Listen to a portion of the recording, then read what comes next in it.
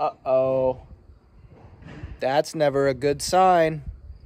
Combine at the shop with the side shields up, not in a field with a head on it. What could possibly be wrong?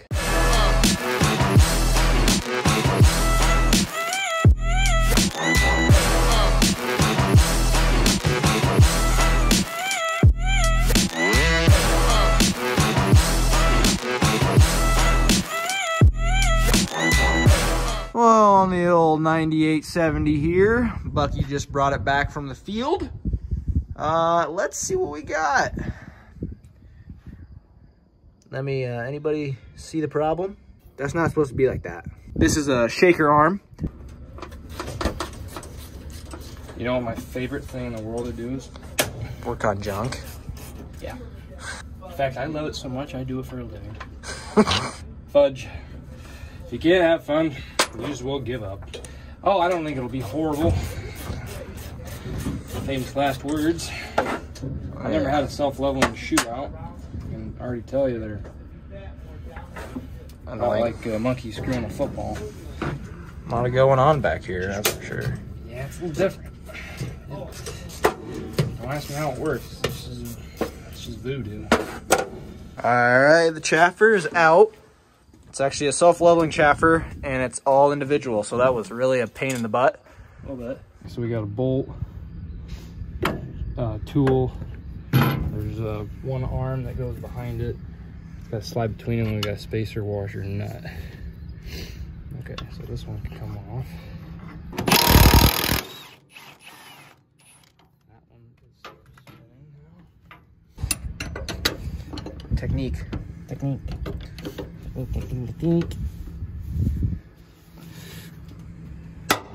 Ah!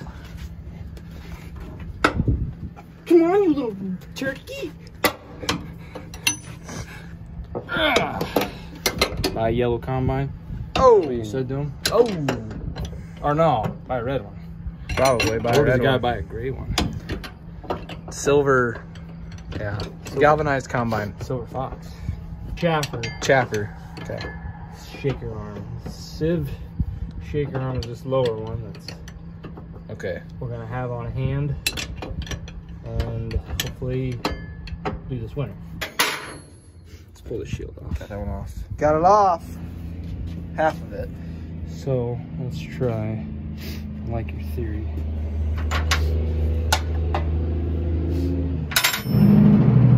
What a super trucker. That thing's heavy for a little. We need to go get the other side off so we can. I'm just gonna do one side. One side. Shaker arm off. I probably won't take any of the bolts out. We'll just get them all loose so they're ready to. Only had to take a few things off.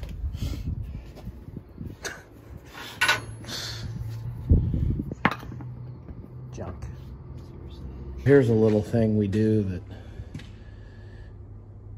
don't know if everybody does this, but we like to do it. It's about 10 o'clock at night. Devin's doing one more load, parking the truck for the night. So we like to tilt our hoods for two reasons. Called leverage.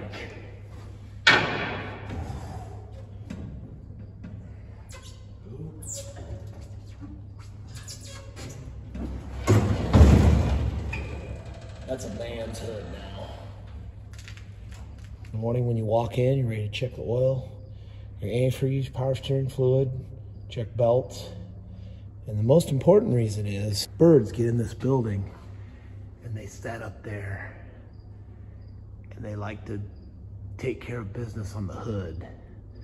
So this way, if it does it, it's on the engine and it burns off. I don't know, you don't notice as much when the hood's tilted. So that's just a little fun thing we like to do. Notice that truck over there tilted too.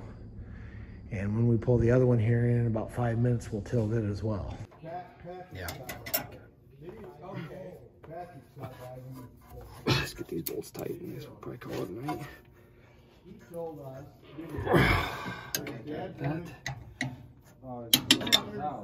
So last night, 9870, we got our new arms on right there. goes up, another bolt right there. Kind of a whole arm shape with a little elbow. Got that on. Got these ordered. Just gonna have them on hand, just, you know, just in case. The other side as well. Just did the other side too, because when one goes, the next is sure to follow. So got those bolts, got them all tight, got them little brackets tight. They kind of help. That's probably what really helped saved it. When that breaks there, you can see where it was hitting right there. If this bracket wasn't there to help keep it from really dropping, that's when blank hits the fan, you know. Also got these arms coming, just preventative, precautionary. This morning, you get that front cleaner, pre-cleaner. I don't know, that was an old 9500 term. I don't know what the official term is now. Get that in. Your chaffer. That's the self-leveling chaffer. It's got 4 separate, you know, whatever you want to call them, louver banks. Get that back in. Get our pulley back on this side. Took this off to help get that arm back there. Kind of dark over here, but there's that arm back in there. Tighten up our bolts one more time. Double check them. Pitter patter. Let's get at her. Another glorious morning out. Calm, clear skies. A faint few clouds up there. Taking the Corvette out today. Oh yeah, that's my new work daily driver. Electric golf cart. Quiet as a needle dropped in yard grass. Yeah, let's get the day rolling. Nobody coming? Let's roll. See you later. Doing badge. Now we're gonna feast her around a little bit. Fester around, I mean. Got our... Feaster or fester? That's It's feaster. P. Feister. Yeah, we're gonna fester around a little. So we're gonna move. This is that bin we were filling yesterday with some seed beans. So we're gonna finish filling that with some commercial beans. We got to get the auger moved. Get a swing hopper hooked up. Go over there. Got a little ratcheting winch. These guys used a lot. Wait till I get the crank tight here. Do we need to replace the augers on this after this year? They're getting a little wore out. Wow, we're gonna do something fun. Oh yeah? What cartoon is this that you used to watch on TV and the kid goes, "Today, Junior"? What was that? Oh no, that's Billy Madison. That's Billy Madison. When he's like in the 3rd grade. Yes, he goes, "Today, Junior." I don't know what he was doing, but The kid was stuttering. He was making fun of him, and that was with his teacher girlfriend. That wasn't what's her cool. name? Can't be making fun of people. Veronica. That Veronica Vaughn. Yeah. So what I'm gonna do here is I'm gonna time how long it takes to crank this up. We got tension. How long it takes to crank this up. And then we're going to add that by how many times we move the auger and how many minutes a day or hours a year we lose because we don't have a hydraulic drive on that. So. Oh, hydraulic driving lift. Here we go. We take breaks in between, you know, because they can't winch that fast. You lost your arm strength when you got over 40. Right, noisy. I bet it wasn't 90 degrees out. Oh, just wait. Give it a little bit. It'd be good. No, it'll get there. Oh, yeah. This is when we go, "Today, Junior." Today, Junior. That really jacks you up. It's like sweet nectar. Oh, almost as good as skim milk. Oh, I'm almost there.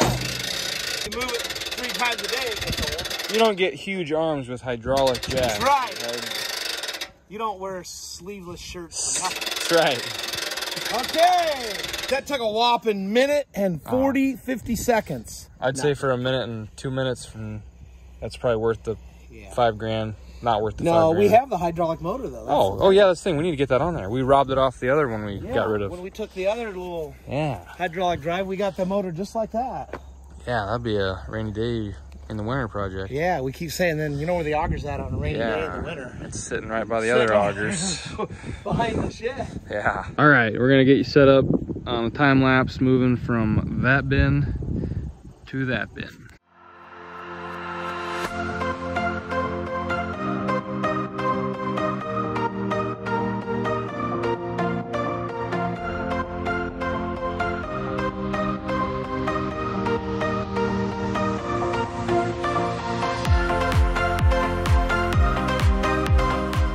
Done. On to the next. So it took a minute, 40 seconds to crank the auger up from the ground, but it took 2 minutes and 40 seconds to let it down. Of course, it was up, you know, 3-4 feet higher. I guess if you had 240 and 140, that's like 4 minutes and 20 seconds. Let's just call it 5 minutes, because you got walk around the tractor time, assess what you're doing. We do that, what?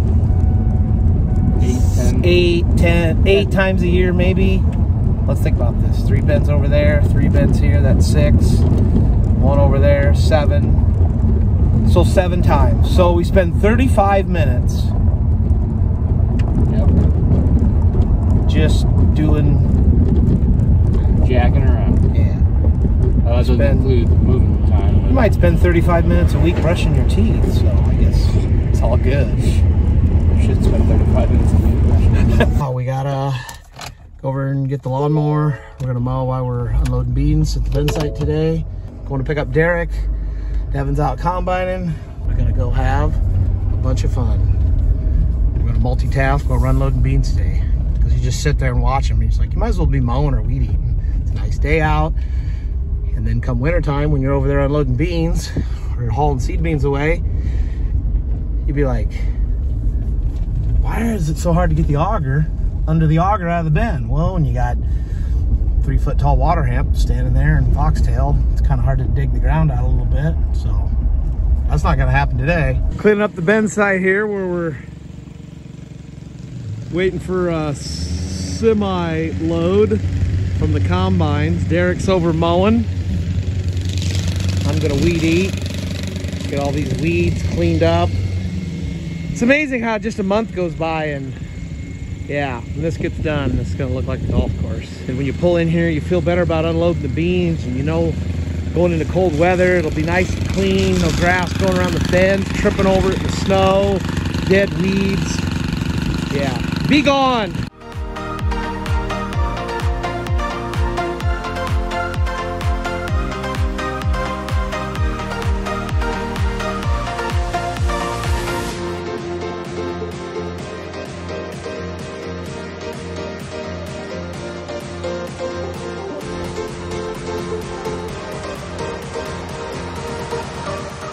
We are here at the home farm today, cutting soybeans.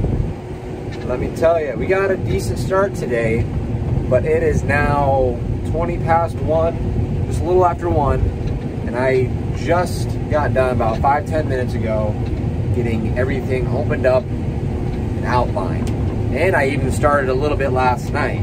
So it took all of 4 hours to get all the end rows opened up and go around all the waterways. So now we can go good back and forth. Here's a view of the big map. You can see the row header was broke down this morning, but they finally looks like they got it going. So that's that black dot there. And I'm down here, this little green guy going back and forth. So we both just started going on the straight rows back and forth.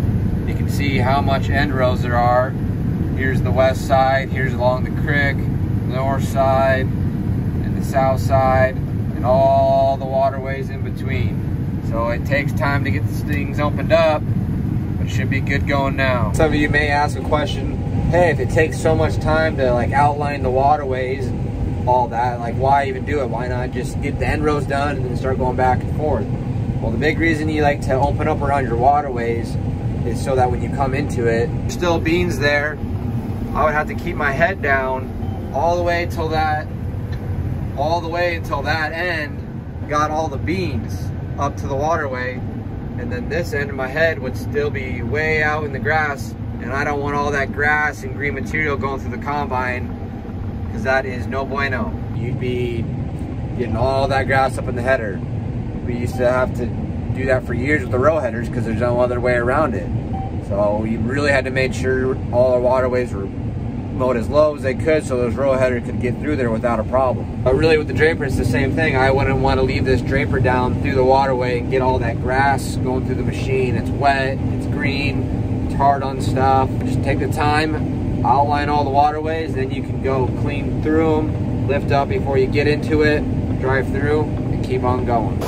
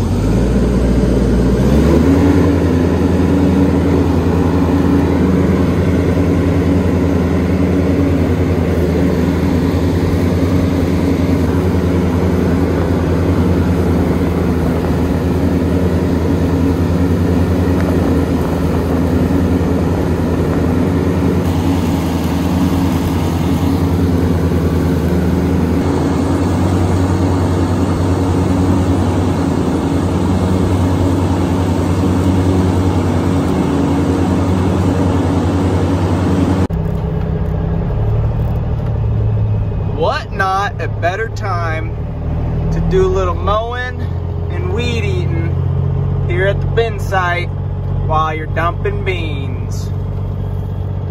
Just sitting there watching beans dump is boring. So Badger brought the mower over and said, hey, while we're in between loads, just go do a little mowing, do a little weed eating. I'm like, yeah, it's gonna do it anyway at some point, but this works better. After running this draper for, this will be my second season, running it pretty much the whole bean harvest, you start to figure out the little quirks and little unique things about it to get it to cut beans exactly like you want. One of the most important ones is having the reel speed and the belts all timed out right. And if you don't have it timed out right, you're gonna hate it. If you look at this, everything's flowing good, and you know you got the reel set right when it looks like it's not doing anything at all. The top of the wheel is barely riding along the top edge of the beans, and it looks like it's just sticking down in there and sticking up. It doesn't really look like it's doing much, which is exactly what you want. Those beans are just falling in there and feeding smoothly. Now, when you're going across the field, you got to keep an eye. If the height in the beans vary, you need to adjust your reel on the go to keep that steady feed. If you have the reel too low, beans will just wrap around that reel like crazy and you'll throw them all over the place. If you have it too high, the beans will get bunched up in the draper and they won't feed in. You'll get a big slug and potentially plug the feeder out. I had times where I first running this, fighting how to figure out how to get the reel set and speed, and ideally you want to run it at the slowest setting you can, because if the more you speed that reel up thinking, oh, I need to speed it up because it's not feeding, you start flicking beans everywhere. So in ideal conditions, you run it slow and only speed it up if you have to. This year I've been pretty fortunate and I really haven't had to speed it up that much. Once in a while I might, you know, when you get in a wet spot or a sand pocket where the beans are a little stunted or shorter and you notice it start to bunch up quick, you just bump that reel down, get that little bunch out, then bump it back up to where it's feeding good again, and just constantly watching that all day. We'll also say the variety of beans you plant and the condition of the field also varies how well they cut. Sometimes if you have a shorter, bushier bean, it doesn't fall in the draper as easy, so you gotta mess with the reel a little more. Ground condition is another big one based on just soil types, tillage practices. Usually the beans cut the best when the ground is just a little firmer, nice, smooth, not many ridges, so that draper can just flow right across. If the soil's a little soft or loamy, then it can kind of cut tough or push dirt because it's got little mounds out there on the rows. But just take it for what it's worth, adjust on the go. If you need to slow down, because slow is smooth and smooth is fast. Well, how about this for a view? Combining beans, heading right into Area 21. Combine's coming up on me. We're gonna be unloading on the go right here. How doesn't get much better than that.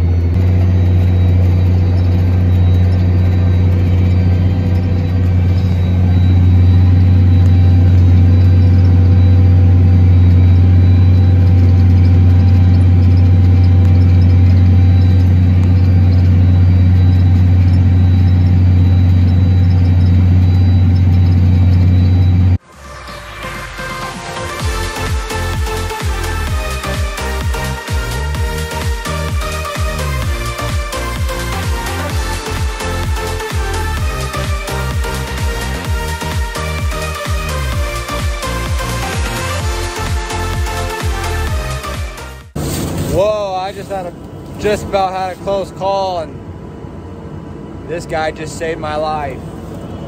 A big slug of beans went into the head. I reversed them out, everything seemed okay, and I started things back up. I was getting a warning that the feed accelerator wasn't moving. So I kept turning it on and off, kind of resetting stuff, then I smelled something burning, and I came here and checked it out. This belt right here slipped off its pulley, and I'm sure this other one where the feed accelerator is was slipping. I looked in there, I saw some red ambers. Grabbed the fire extinguisher right away. Now I didn't see any flames, but I got that thing right away and just put it out. So I got lucky. Well, that could have been way worse. And we just got these this summer. So that is Super clutch. Problem number 2 for the day. Hey, Smoked. could be worse. It's better than a combine completely on fire. Sheesh. Look at that, guys. I can smell it. I don't think any video went on this morning, but the 9870 rear discharge beater got plugged up. So I spent all morning, well, Bucky spent the morning getting it back together. And then as soon as I got going, plugged it. So then it wasn't till noon, 1 o'clock, it got rolling again. Been going good for several hours here, and now the 790 about smoking a bearing. Just one thing after another. Well, you know what that means, guys. We're done with John Deere. We're done. We're going to red, because this would not happen on a red combine. Guaranteed. Right, Mustard? Yeah, it wouldn't happen because the combine would never be in the field in the first place. Facts. I tell you what, if you find what you love what you do, you realize you've never worked a day in your life. You like this, huh? I love it. Live for this. Live for it. Hold on. What? It's a good thing Manfield Farms is a mechanic on site. Yeah, it's true. We'd be screwed. He'd be screwed. He'd be SOL. I don't think it's gonna be that bad. Shouldn't have said that. Darn it, because I said that earlier. Never say that. It's always worse. How you doing down there, Devin? There's the wedge. Wedge them. Beans. Beans suck. All corn next year. 100%. You no-till conservation guys are gonna have to just deal with it. We're going all corn. 150%. We're going seed corn on seed corn. I don't know how, but we're gonna do it. Yes, sir. Hey, look at that sunset, though. Maybe,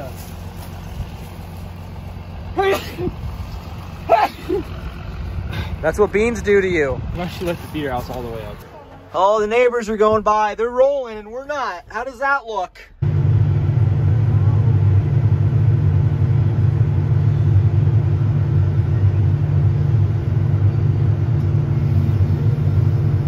We'll let you know something fun happens.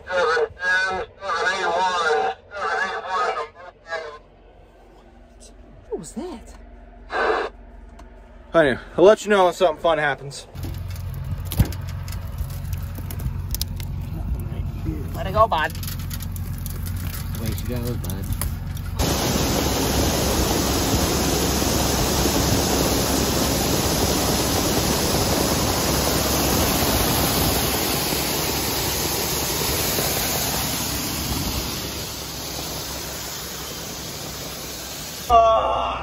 Well, Buck and Master, hopefully getting that taken care of. I'm over here unloading a load of beans. Woo! Gee, we still got probably 700 acres of beans left. Luckily though, we got a good start on corn. I don't know, not a great start, but a decent little start. We got like 150 acres done, but that's actually pretty nice. It's just time consuming moving to all those little fields, and you know how it goes. This bin here holds like 20,000, and it's about a ring from being full. And then we'll move this auger to another bin, fill that one up, and that'll be all the beans that'll be stored for the year, other than some seed beans. We got 2 seed bean farms left, 340 acres. Finishing up the home farm right now, 140 left probably. Got another 150 of commercial, and then we got about 60 acres of custom to do. It's going, you know, it's going. It's early October, it's okay, we're doing fine. Here we are trying to get rolling. He's worrying about Tabuki dust. Oh my goodness. Pretty boy's gotta have his windows clean.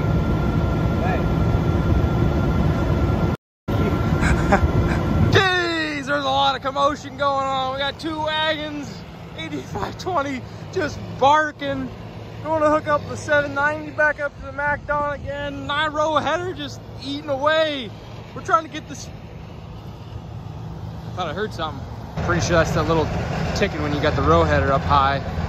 Hope it is, because I'm tired of fixing stuff today. Trying to get the field here done before supposed to rain about 4 a.m. So it's only what, like 8, 9 o'clock now. So rolling, we're trying to get rolling. Well, we're back up and rolling. Fingers crossed everything goes well tonight. Slowing down just a little bit. It's getting hard to see. Beans are a little tough, so sometimes it's good just to slow down and take your time. What happened was a slug of beans went in and got the feed accelerator plugged, and the belts caused the belts to slip. The belts were probably okay, but we replaced them anyways just to be safe. The worst part was getting that feed accelerator unplugged. You just got to open the rock trap and start picking away, pulling bean stems out until you get to the point where you can take a pry bar and kind of turn it, and then a big wad of crap came out. Could have been a lot worse. All the bearings were good. I almost thought that I burned up a bearing once I smelled that smoke, but it was just the belt slipping and rubbing on metal. So could have been worse. Thank God I had a fire extinguisher on hand just to put out anything that could have been way worse, or yeah, whatever, you know what I mean. Gonna keep trucking along, slow down a little bit tonight, and see how far we get.